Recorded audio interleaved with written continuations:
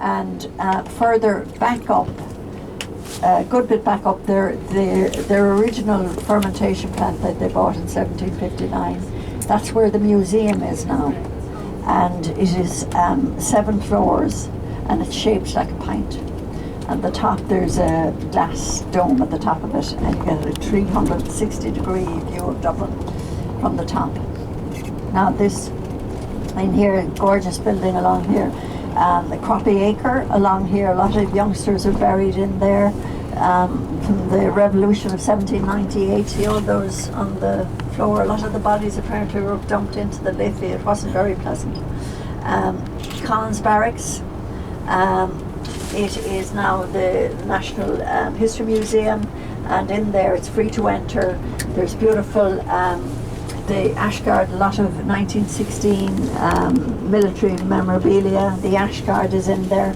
There's also beautiful, we had a good few famous clothes designers here back in the day, and a lot of the gowns are, and men's clothes as well, are on display in there. Also, we had this Irish Eileen Gray, a furniture maker. She lived most of her life in the south of France, but there's some of her pieces on display in there, and to buy a piece of her furniture now would cost you maybe into the millions. She was ahead of her time in the design and everything. It would fit into an old house and equally fit into a very modern house as well. It's unusual type of furniture. So the other thing about Dublin as well is the Liffey, as I was saying, divides the city. This is the north side and that's the south side. And for some strange reason, I just don't understand it, but you know, a house on this side of the city will be cheaper than a house on the south side of the city.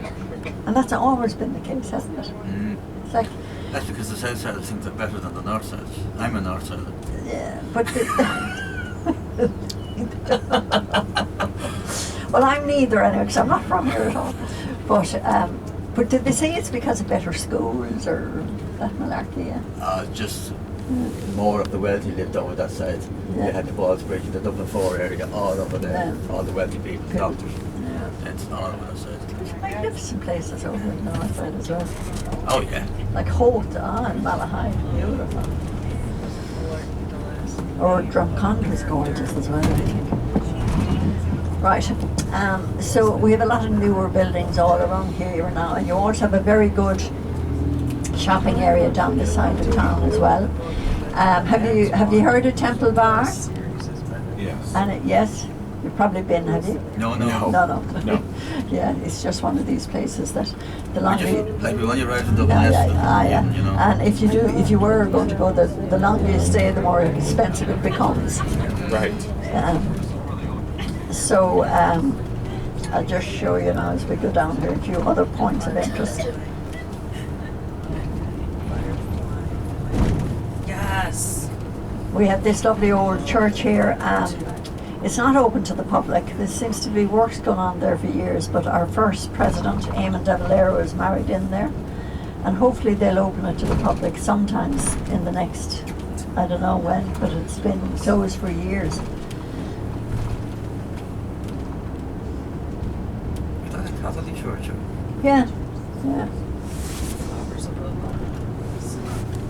We're coming down now to the forecourts, and that we had this British architect living here in the late 17th and early 18th century. James Gandon was his name, and he gave us some of our best buildings in Dublin. We have a lot to thank the British for, really, to be honest. And this is the forecourts. So you have the Supreme Court, the High Court, the District Court, and the Court of Appeals. Anything like that is dealt with in here. So it's a Portland stone, and it is, the view is better from across, but it's a magnificent building. You can do a tour of it as well, but again it has to be booked, and they don't do them that often.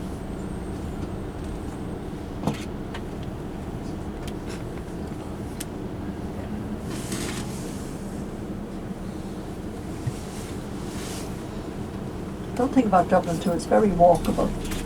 You know, it's not a big city by any means. It's spread out a good bit, but the centre of the city is very walkable. this is